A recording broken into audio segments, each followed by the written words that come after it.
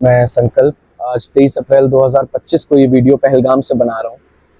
कल 22 अप्रैल 2025 को ठीक हमारे पीछे ये जो स्नो कैप पहाड़ियाँ हैं उनके नीचे जो पाइन ट्रीज हैं वहीं है बैसारन वैली। वहाँ पे 28 लोगों की निर्मम रूप से आतंकवादियों द्वारा हत्या कर दी गई। वो निर्दोष टूरिस्ट जो अपनों के साथ इस जगह को घूमने आए थे, उनका कोई कसूर नहीं था, उनको मार दिया गया और कहा जाता है कि उनका धर्म पूछ के उन्हें मार दिया गया। और जब ये देखा और जब इस पे मैं लगातार न्यूज़ देख रहा हूँ कि बराबर इसी तरह से इस बारे में बात हो रही है, तो मुझे लगा कि क्योंकि हम जिंदा हैं फॉर्चुनेटली, तो मुझे लगा कि जिंदा कौमों को बात करनी चाहिए, इसलिए वीडियो बनाना बहुत ज़रूरी हो गया। कल जब यहाँ पे हमला हुआ तब हम लोग अरू वैली में थे और जब हम लोग नीचे आ रहे थे तो करीब 4:30 बजे हमारे घर वालों के फ़ोन जब बजने शुरू हुए, जैसे ही हम नेटवर्क क्षेत्र में आए तो हमें पता लगा कि हमारे घर वाले बहुत ज़्यादा पैनिक में रो रहे थे, बिलख रहे थे, परेशान थे। हमारे होटल से हमको फ़ोन आ रहे थे कि सर हमें आपकी बड़ी चिंता हो रही है, आप लोग कहाँ पे हैं। हम लोग होटल आ चुके थे और उसके बाद हमने न्यूज़ देखनी शुरू की और जैसे जैसे इवेंट्स अनफोल्ड हुए तो हमें समझ में आया कि घर वाले क्यों इतने परेशान थे। अचानक से जितने लोग हमारी सेवा में यहाँ पे हैं उनकी आंखें बदल गई, उनकी आंखें शर्म से झुक गई, उन कश्मीरियों की। इसलिए 2-4 बातें बहुत ज़रूरी हो गई कहना।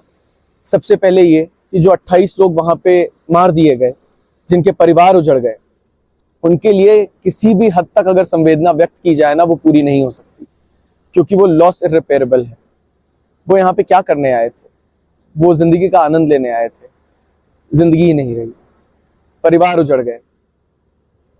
और दूसरी तरफ एट द सेम टाइम ये रियलाइज हुआ कि जो कश्मीरी लोग हैं, जिनके सिर माथे जिन्होंने हमको अपने लगाया था, उनके परिवार कैसे उजड़ गए।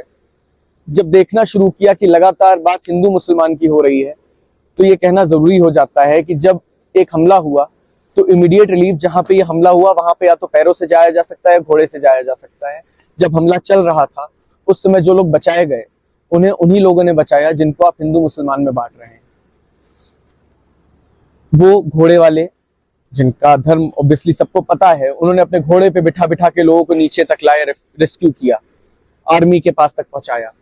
आर्मी को पहुंचने में जितना समय लगा, अभी हमारे ऊपर से हर 5 से 10 मिनट में हेलीकॉप्टर निकल रहे हैं। हम लोग लगातार कल से हेलीकॉप्टर की आवाजाही देख रहे हैं। मैं सही बताता हूं आपको कि इस नदी की आवाज के बीच में वो हेलीकॉप्टर की आवाज ने हमको रात भर सोने नहीं दिया। ये सन्नाटा हॉन्टिंग था। तो फियर रियल है, ऐसा नहीं है कि डर नहीं लगता, डर है। उसके बावजूद ये कहना चाहता हूं कि क्योंकि हम यहाँ हैं और खुशकिस्मती से आप सबके बीच में हैं, और जब तक ये वीडियो आएगा हम लोग अपने घर पे होंगे, ये बताना बहुत जरूरी है कि जब संवेदना उन परिवारों के साथ है जो उजड़ गए, जिनके परिवार के लोग मार दिए गए, तो संवेदना उन कश्मीरियों के साथ भी होनी चाहिए जिनको आतंकवाद से कोई लेना देना नहीं।